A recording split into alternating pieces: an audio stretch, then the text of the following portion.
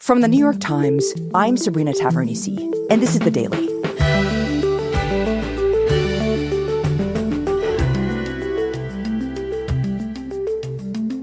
For years, the government has been trying to rein in big tech, pursuing some of the biggest and most powerful companies on the internet. This week, the government takes on one of those companies in the first monopoly trial of the internet era. Today, my colleague David McCabe on the government's case against Google and what it might mean for the future if it wins. It's Monday, September 11th. So, David, this week in a federal court in Washington, D.C., the Justice Department is making its case against Google. What's this all about? The government has become increasingly obsessed with this question of whether the tech giants, including Google, got so big by breaking laws that were designed to rein in corporations more than a century ago. And by doing that, have they hurt consumers? Have they hurt other companies, smaller companies that are coming up with innovative ideas? And this week, government lawyers are going to walk into a courtroom and begin to make the case that Google has broken the law. And this is the first time the Justice Department is trying to do this with a tech giant in decades. The last time was when they took Microsoft to court in 1998. And then the tech industry changed. The internet created these giant companies that built big platforms for how we access information and culture and communicate. And Google is probably more emblematic of that era of the internet than any other company. Its name literally became a verb synonymous with what it does. Indeed. And this case isn't just going to be about the last era of technology. It's also going to be about the next era of technology. Because hanging over this case are developments like artificial intelligence and questions about whether companies like Google are poised, because they have been so dominant, to also dominate the next era of technology. So what is the actual case here? I mean, what exactly is the government's argument here about how Google is hurting consumers? I mean, usually you think, monopolies are bad because they raise consumer prices, but Google, of course, is free. You're right. And that makes this case unusual. But the government says that basically three groups of people are being harmed here. That Google has this monopoly over online search, and crucially, that it's illegally abused that monopoly. First, to shut out its rivals, think startups, or even a company like Microsoft that make rival search engines. And that's led to this absence of choice, that when people go to search, that Google is really the main clear option for them to use. And the Justice Department says that has hurt two other groups of people. That it's hurt advertisers who do pay to use Google's advertising services. That Google is able, because they don't have much of a choice, to charge them potentially higher prices. And then the Justice Department is also saying that consumers, you and me, who do use Google for free, have been hurt in ways that can't necessarily be quantified by price. That they're potentially hurt when it comes to the quality of search results, and that they're potentially hurt when it comes to the policies that Google is able to impose upon them. Google, of course, hoovers up personal data from anyone who uses the service in order to target advertisements, because that's how they make money. And the Justice Department is saying that one of the reasons they're able to so aggressively collect the personal data of their users is because they have all of this power, and there aren't that many other choices if you want to use Google and you're concerned about your privacy. So basically, they're saying that Google has kind of blotted out other companies that could be providing the marketplace with products that would ultimately be better for us, like taking away our choice, essentially.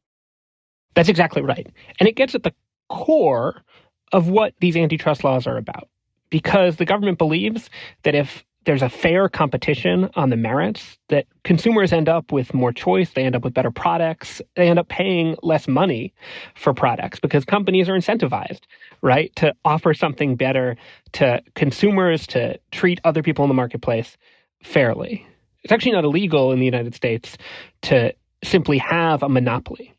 If consumers were just choosing Google because they had access to a number of really good options and they just thought Google was the best, and Google had a monopoly as a result, that would be fine under the law.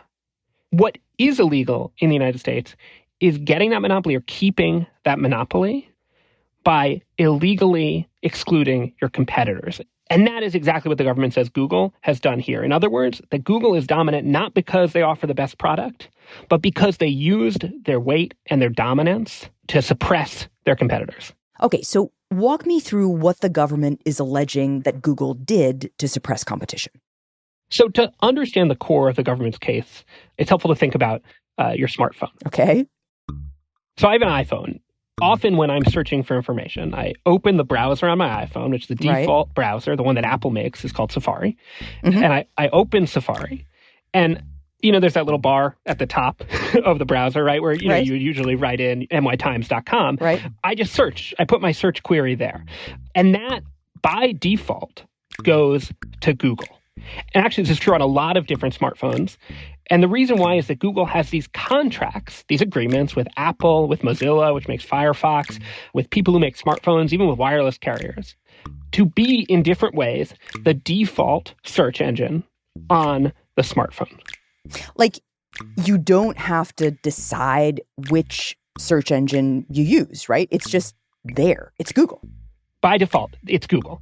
And what the Justice Department says is that this web of contracts, which consumers, right, don't think about. Definitely not. These contracts actually were an illegal means of maintaining its power in search because they so powerfully drive consumers to use Google rather than other search engines.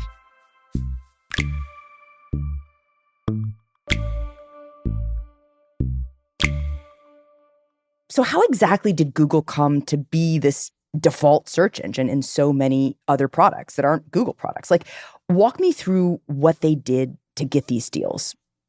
First of all, they pay billions of dollars. These deals are thought to be incredibly valuable. And there's a number of different ways that this works.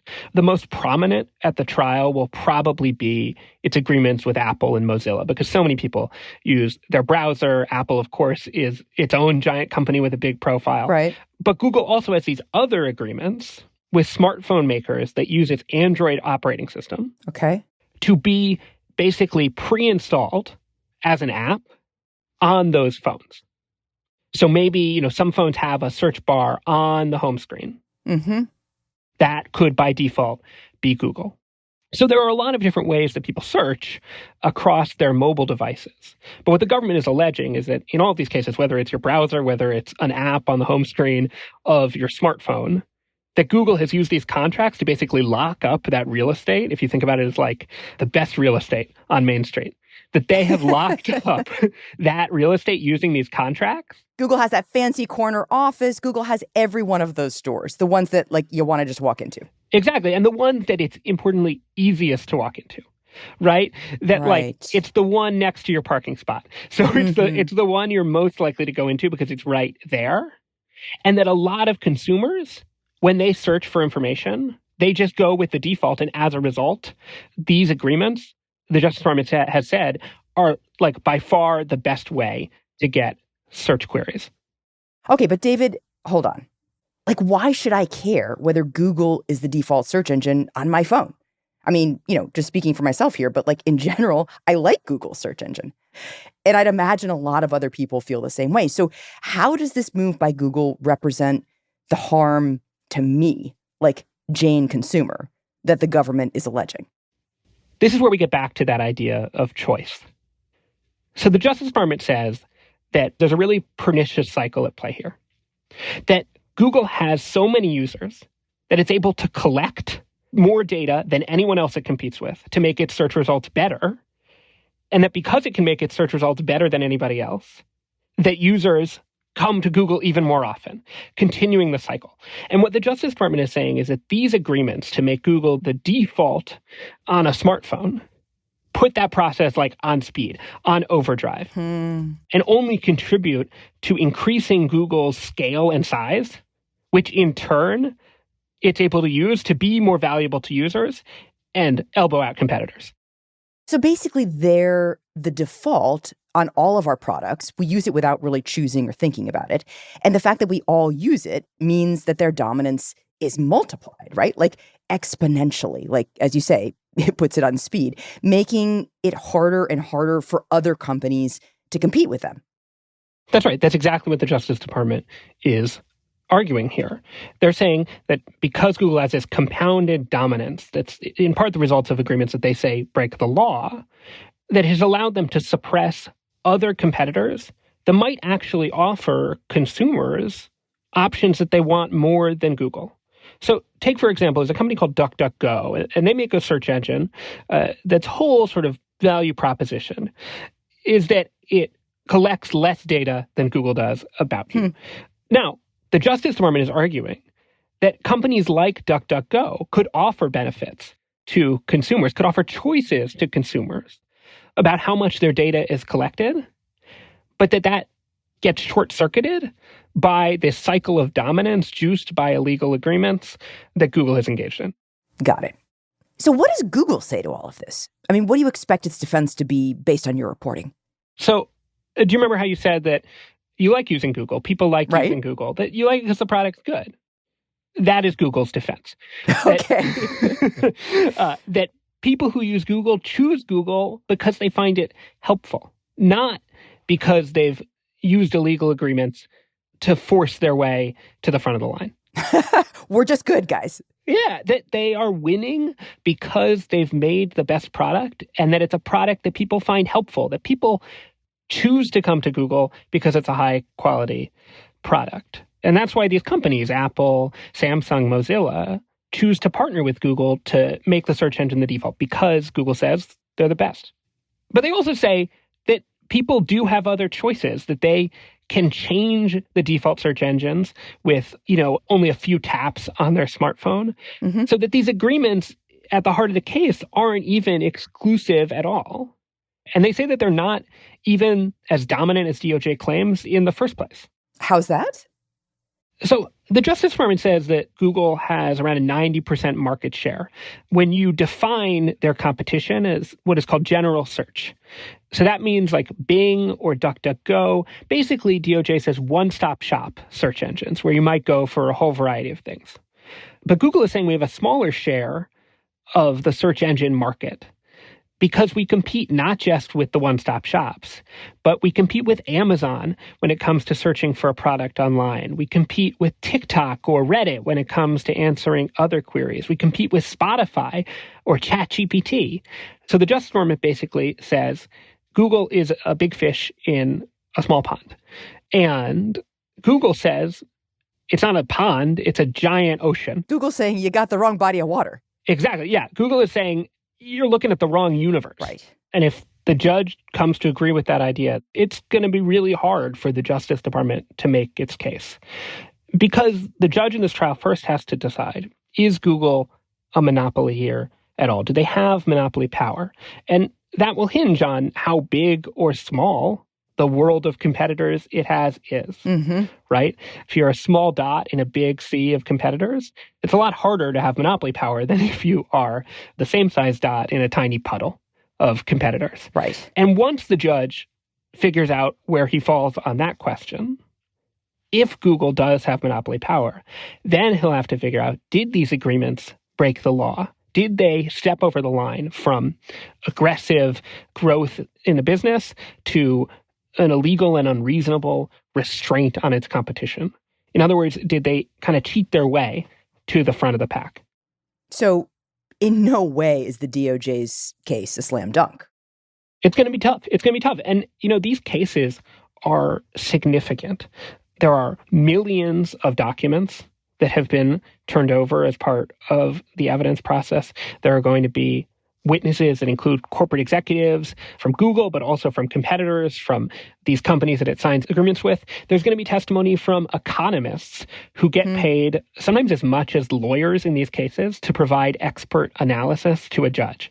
And the judge in this case is going to have to look at all of that and figure out where to draw the line on, does Google have the power that the Justice Department says it does? And did they step over into illegal territory in how they maintained it? And what's really new about this is that it's the first time they've tried to bring one of these cases in this era of the modern internet platforms. Google, Meta, which owns Facebook, WhatsApp, and Instagram, Amazon, Apple, they all operate big online platforms. And the government has never before had a trial like this where they've aired out their concerns about how those platforms got so powerful in public and in the kind of minute detail that we'll see over the next 10 weeks.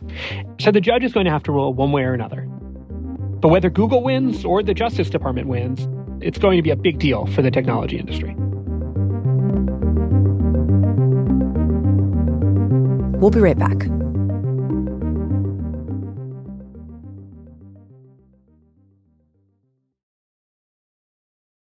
So, David, this is a big and novel case and totally unclear what the outcome is going to be. Let's talk about the possible scenarios here. So what would it mean if the judge sides with Google? Yeah, so the devil will be in the details of his ruling. It's a complex case. He's going to have to make a lot of individual calls that will add up to a decision. But broadly, I think there's sort of two lenses through which a Google victory would be viewed. The first is from sort of a Silicon Valley perspective.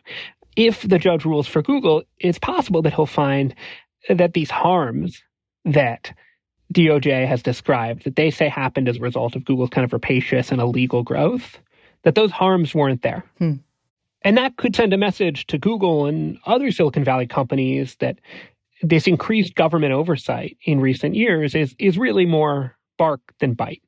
And that gets us to the second lens, which is how does Washington view a Google victory?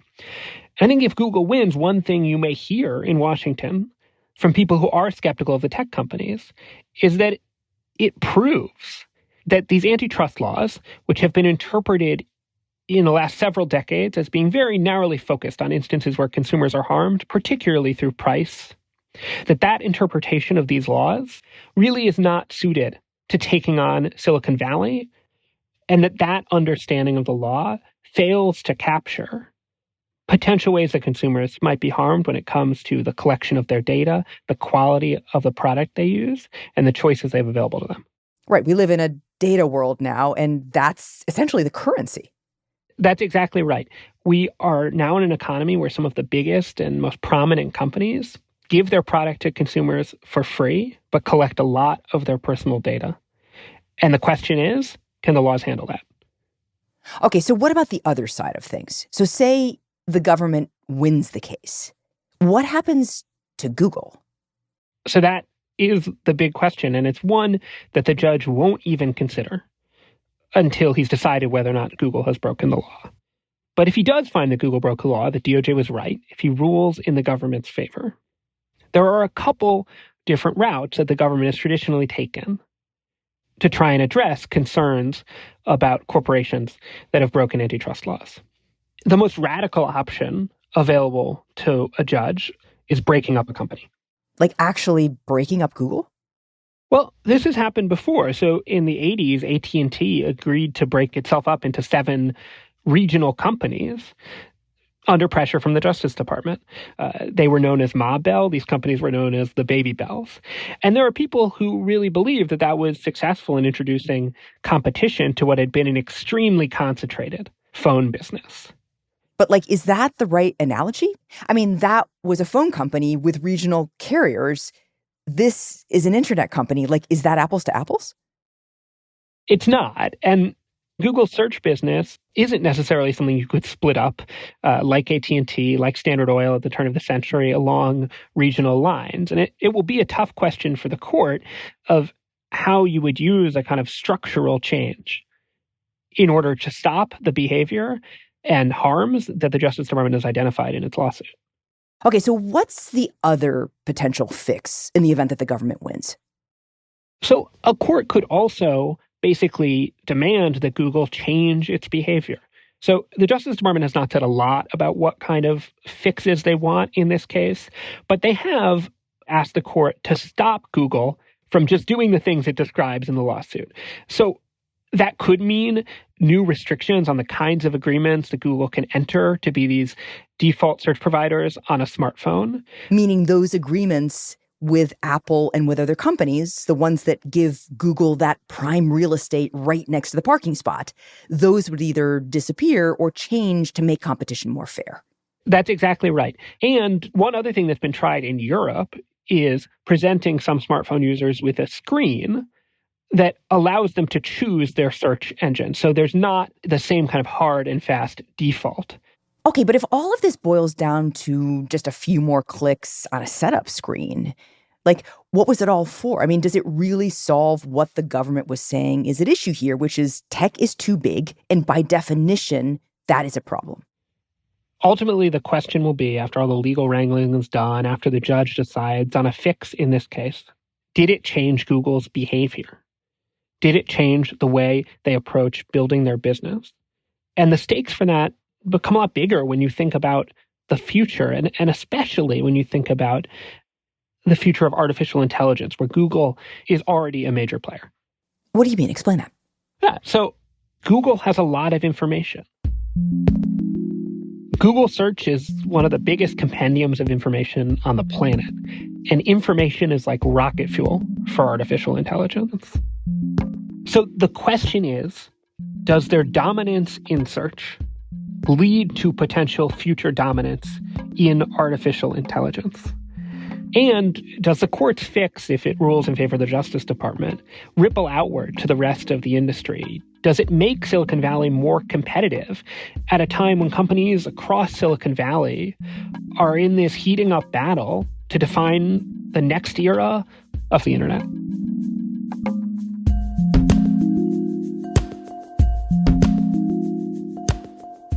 David, thank you. Thank you.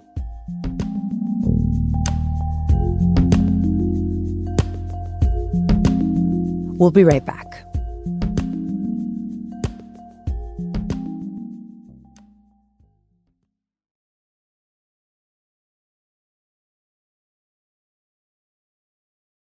Here's what else you need to know. Over the weekend, a powerful earthquake struck Morocco, killing more than 2,000 people and setting off frantic rescue efforts through rubble-strewn city streets and remote rural areas. The hardest-hit settlements were in the high Atlas Mountains, outside the city of Marrakesh, where the few roads were blocked by debris. The death toll was expected to rise because many homes in the area are made of mud bricks, a construction method highly vulnerable to earthquakes. The quake, which had a magnitude of 6.8 on the Richter scale, was the strongest to hit the area in a century. And a pair of champions were crowned at the U.S. Open tennis major over the weekend. One, a prodigy, announcing her arrival on the scene, and the other, an all-time great, cementing his status in the record books. In the women's final on Sunday, 19-year-old American Coco Gauff chased and lunged toward the ball, rattling Aryna Sabalenka of Belarus and sending Arthur Ashe Stadium in Queens into a state of delirium. The remarkable win established Gauff as the new face of women's tennis in America. Meanwhile, Novak Djokovic solidified his reputation as the greatest player of the modern era by defeating Daniil Medvedev of Russia in the men's singles final. The win, the 24th major title of Djokovic's career, moves him one past the record held by Serena Williams for the most career single Grand Slams. Today's episode was produced by Olivia Natt, Mouj Zaidi, Diana Wynn, and Shannon Lin. It was edited by Mark George with help from Paige Cowett. Contains original music by Dan Powell, Alicia Baitub, and Marian Lozano, and was engineered by Alyssa Moxley. Our theme music is by Jim Brunberg and Ben Lansford of Wonderly. That's it for The Daily. I'm Sabrina Tavernisi. See you tomorrow.